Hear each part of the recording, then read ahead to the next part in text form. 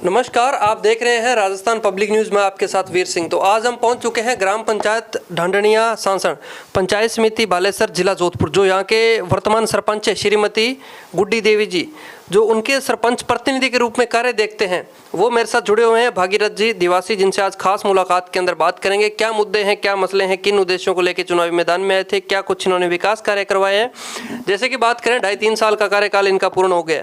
पहले तो सरपंच साहब, हमारे चैनल के अंदर आपका बहुत बहुत स्वागत है जी। सरपंच साहब जी, नमस्कार सर जी। सरपंच साहब, पहले तो जो हमारी जनता है वो आपसे जानना चाहेगी आपका राजनीतिक परिचय। राजनीति में कितने लंबे समय से जुड़े हुए सर? राजनीतिक में सर मैं 15 साल से हूँ और पहले मेरे माताजी वार्ड पंच रहे जी। उनका प्रतिनिधित्व मैंने किया और फिर मेरी पत्नी वार्ड पंच रही ढांडनिया शासन से, उनका प्रतिनिधित्व मैंने किया और पार्टी से बाकी काफ़ी टाइम से राजनीतिक में हूँ सर जी। अभी सरपंच प्रतिनिधि हूँ और किस गाँव का काम काज में संभालता हूँ जी। और सरपंच साहब भी साथ में ही रहते हैं जी। सरपंच साहब, बात करें, आपने भी देखा होगा जिस टाइम आप चुनावी मैदान में थे, चुनावी सरगर्मियां काफ़ी तेज थी। आपके सामने कितने कैंडिडेट थे, अपनी कितनी वोटों से विजयी हुई, वो भी हमारी जनता आज जानना चाहेगी सर आपसे। उस समय माहौल कुछ अलग था, बाकी मैं 530 वोटों से गुड्डी देवी विजय रही। और कितने कैंडिडेट थे सर सामने? सामने एक ही कैंडिडेट था जी। 2 कैंडिडेट थे मतलब? 2 कैंडिडेट थे जी बिल्कुल। तो जैसे कि बात करें, सरपंच साहब 500 प्लस वोटों से विजयी हुए हैं और भी अपने बात करेंगे। सरपंच साहब, आपको ऐसा सबसे बड़ा मुद्दा क्या लगा जिसकी वजह से आपको चुनावी मैदान में आना पड़ा? श्रीमती गुड्डी देवी जी को उनका एक सपना होगा कि अगर हम सरपंच बन जाएंगे सबसे पहले इस समस्या का समाधान करेंगे। ऐसी कोई बड़ी समस्या क्या थी उस टाइम? ऐसा तो पूर्ण विकास के लिए हुए थे, कोई आम रास्ते खुलवाएंगे और बाकी पीएम आवास वगैरह मकान वगैरह लोगों की डिमांड है, इन सबको दिलाएंगे और काफ़ी मकान दिलाए, 28 मकान दिलाए, लेकिन कुछ नहीं हुआ सर। 10-15% मकान मिले हैं, बाकी 70-80% मकान बाकी है, अभी तक हुआ नहीं जी। क्या कहना चाहोगे सर? आज आपको प्रशासनिक अधिकारी भी देख रहे हैं और वो भी आज आपकी समस्याएं सुन रहे हैं। अगर प्रधानमंत्री आवास योजना के मकान की बात आती है, देखो आज गरीब जनता के घरों के ऊपर छतें भी नहीं है और पट्टों की भी बहुत बड़ी समस्या आ जाती है। जब प्रधानमंत्री आवास योजना के मकान चाहिए तो पट्टे होना भी बहुत ज़रूरी है और पट्टे जेडीए नहीं दे रहा। जेडीए नहीं, हमारे ग्रामीण जी। पट्टे तो हमने जैसे पंचायत अंडर से जो आबादी क्षेत्र में बहुत कम लोग हैं, बाकी सभी खेतों में ही रहते हैं, अलग अलग ढाणियों में रहते हैं, उनके ज़मीन संबंधित कोई समस्या आती नहीं है। समस्या सिर्फ स्वीकृति की है, वो इंतज़ार कर रहे हैं को भी मिलता है तो हमारे पीएम मकान कब आएगा, मकान कब आएगा, लेकिन मकान की बहुत भारी डिमांड है मेरी और मेरा भी सपना है कि सब हर घर के मकान बने। जी बिल्कुल बिल्कुल। तो जैसे कि प्रधानमंत्री आवास पे बात करें, सरपंच साहब का कहना है कि जो हमारी सबसे बड़ी ग्राम पंचायत के अंदर समस्या है वो प्रधानमंत्री आवास योजना मकान की बहुत बड़ी दिक्कतें हैं, जिसकी वजह से प्रतिदिन इनकी ग्राम पंचायत में ग्रामीण आते हैं और सरपंच साहब को बोलते हैं कि हमें प्रधानमंत्री आवास योजना या हमें मकान दीजिए। अब ये बारिशों का मौसम चल रहा है, वो गरीब परिवार कैसे रह रहे होंगे, या तो सरपंच साहब जानते हैं या ऊपर वाला जानता है या ग्रामवासी जानते हैं। तो अपने और बात करेंगे। सरपंच साहब, बात करें शिक्षा के क्षेत्र की, वो कहते हैं कि शिक्षा एक वह शेरनी का दूध है जो पिएगा वही दहाड़ेगा। तो अपनी ग्राम पंचायत के अंदर शिक्षा का क्या स्तर है सर? हमारे शिक्षा का स्तर ठीक है, अच्छा है। हमारी सीनियर सेकेंडरी स्कूल में अच्छा स्टाफ है और प्राइवेट स्टूडेंट से अच्छी पढ़ाई होती है जी और बहुत अच्छा रिजल्ट रहता है। स्टाफ वगैरह पूरा सर? पूरा स्टाफ है एकदम जी। और सरपंच साहब, बात करें लाइट, पानी की व्यवस्था, पेयजल की समस्या, अपनी ग्राम पंचायत में किस चीज़ की सबसे भारी कमी है? पानी की जी। पानी नहीं है इस साल, तो फिर भी ठीक निकला था क्योंकि तालाबों में पानी था। इससे जो नेक्स्ट साल था 2022, उसके अंदर 1000-1200 रुपये से टंकर डला के प्रत्येक परिवार को डालना पड़ता था और पानी यहाँ नहीं मिलता था, 13 या 14 किलोमीटर से पानी लाना पड़ता था। और आज भी ऐसी स्थिति है कि तालाबों से पानी पिया जाता है और वो भी पूर्ण शुद्ध नहीं जी। अगर आप गिलास में या लोटे में डाल दो तो आपको दिखेगा वास्तव में पानी, बाहर वाला तो उसको पिएगा भी नहीं, फिर भी हम उस मजबूरी से इस पानी को पीते हैं। देख लीजिए, तो पशुधन भी इसके साथ पीते हैं जी। क्या बात है, इतनी भारी समस्या आप देख सकते हो। जैसे कि सरपंच साहब का कहना है कि यहाँ जो पानी है वो पानी पीने लायक नहीं है, लेकिन हमारी मजबूरी होगी वो पानी पीना है। तो सरपंच साहब, आज तक किसी अधिकारी ने, किसी एमएलए एमपी ने कभी ध्यान नहीं दिया इसके ऊपर कि पानी की अगर समस्या सोल्व हो जाए तो वोट बैंक के अंदर भी बढ़ोतरी होगी और गाँव के लोग भी हमें चाहेंगे? कहते सब हैं करेंगे, कुछ ही समय में होने वाला है। अभी टेंडर हो रहा है, स्कीम्स लागू हो गई, वो हो गई, लेकिन धरातल पर अभी तक फिलहाल कुछ काम नहीं हुआ है।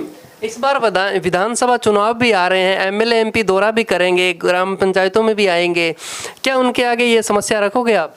बिल्कुल रख रहे हैं सर। आते ही पहली बात यही रहती है, लेकिन लोग आते ही नहीं है, कहते हैं सर हमारे क्या करोगे, पानी नहीं है हमारे। पानी के बिना क्या कर सकते हैं, आप काफी टाइम से आ रहे हो, ये कर देंगे वो कर देंगे, लेकिन पानी का अभी तक कोई सॉल्यूशन नहीं हुआ। वोट चाहिए तो पानी देना पड़ेगा, वोट चाहिए तो पानी देना पड़ेगा, कोई भी पार्टी। जी बिल्कुल। जैसे कि सरपंच साहब का कहना है कि अगर कोई भी राजनेता जैसे ग्राम पंचायत का दौरा करने के लिए आएंगे या वोट के लिए आएंगे तो उस टाइम हम पानी की मांग रखेंगे। तो अपने और भी बात करेंगे सरपंच साहब से। सरपंच साहब, आप भी एक युवा प्रतिनिधि हो और आज आपको आपके ग्राम पंचायत के युवा भी देख रहे हैं, पंचायत समिति के युवा भी देख रहे हैं, तो युवाओं के लिए खेल मैदान वगैरह के लिए या खेलों के प्रति क्या कहना चाहोगे आप? युवाओं के लिए खेल मैदान मैंने मेरी पंचायत के अंदर बनाया है। किस चीज़ का मैदान है सर वो? मैदान एक तो टैक है जी। 800 मीटर जी। और बाकी एक वॉलीबॉल का मैदान है और एक कबड्डी का मैदान है। जी। तो जैसे कि सरपंच साहब बता रहे हैं कि 800 मीटर का जो ट्रैक है, रनिंग ट्रैक है, उसके लिए काफ़ी युवा प्रोत्साहन भी हो रहे हैं। तो युवा ग्राम पंचायत के अंदर काफ़ी आते होंगे खेलने के लिए वहाँ? अभी कुछ ही समय में बना है, अभी तैयार होकर रेडी हुआ है अब, लेकिन ये जो ओलंपिक मैच होने वाला है वो वहीं करवाएंगे जी। उद्घाटन वगैरह हो गया? उद्घाटन करवाना है, अभी बाकी उद्घाटन के बाद यहीं खेलेंगे पूरे गांव की मुख्य जगह पे। जी। आसपास के क्षेत्र के भी लोग आएंगे? बिल्कुल, आसपास के जैसे जालम नगर, बल्डा, हरिनगर और शासन सेंटर में सबके। जी। और सरपंच साहब जानेंगे कि जो आपका आदिवासी समाज है वो पशु प्रेमी काफ़ी ज़्यादा है। हमने सिरोही में भी काफ़ी परिवार देखे हैं और इस बार लंपी के अंदर जो बीमारी हुई थी, सबसे ज़्यादा पशु हानि आपके परिवारों के अंदर हुई है पशुओं के लिए। मैंने देखे हैं आपके जो परिवार हैं वो सिरोही साइड में 200, 300 पशु रखते हैं, एक परिवार, और उसके अंदर अगर जो बहुत बड़ी जनहानि होती है तो बहुत बुरा लगता है। और आज मान लीजिए जो गौ माता है तो उसको अपने एक माता का दर्जा देते हैं। और अपनी ग्राम पंचायत स्तर की बात करें तो यहाँ कितनी गऊओं की जैसे मान लीजिए मृत्यु हुई है? हमारे यहाँ सर लगभग 260 गायें मरी जी।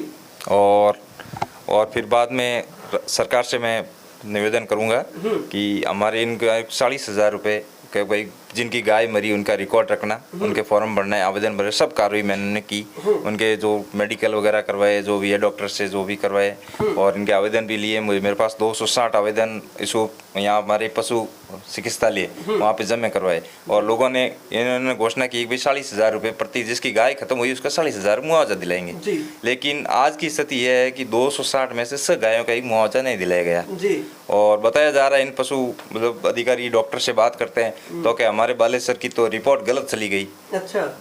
उसके हिसाब से पूरे बालेसर की 260 गायों की रिपोर्ट नहीं की, आपके एक पंचायत में 260 गई तो क्या होगा?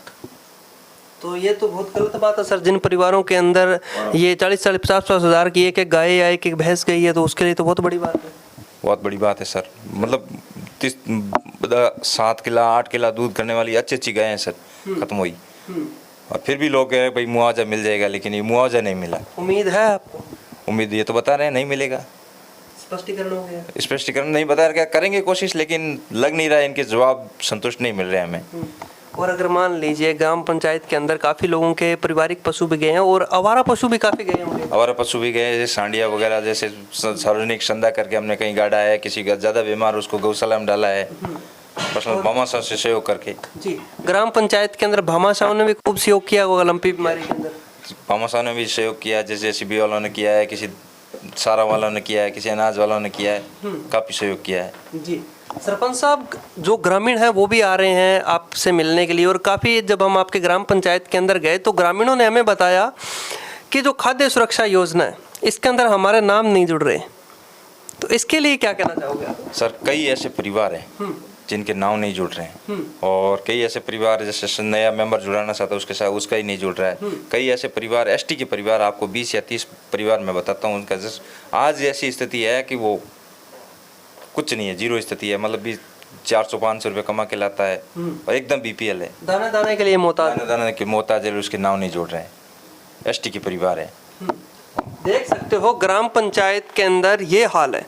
आज मान लीजिए जो व्यक्ति 400-500 रुपये मात्र मजदूरी करके लेके आता है वो अपने परिवार का गुजारा कैसे कर पाता होगा। जो परिवार पात्र परिवार है उनको गेहूं तक नहीं मिल रहा, तो उसके लिए कुछ कहना चाहोगे सरकार से? उनसे मैं यही निवेदन करना चाहता हूँ सरकार से कि उनका जल्द से नाव जोड़ा जाए और उन परिवारों की स्थिति बहुत गंभीर है। और जैसे हमारे 38 मील में 2-4 परिवार ऐसे हैं जो उनके जो परिवार के मुखिया है किसी बीमारियों से ख़त्म हो गए, उनके परिवार के 5-6 बच्चे हैं, उनको पालना मुश्किल हो रहा है। हम यहाँ राशन डीलर पे जहाँ राशन डीलर राशन वितरण करता है उसमें उसे संदा सहयोग करके गाँव पहुँचा के उस परिवार को पाल रहे हैं और उस NFSA में उसका रजिस्ट्रेशन नहीं है।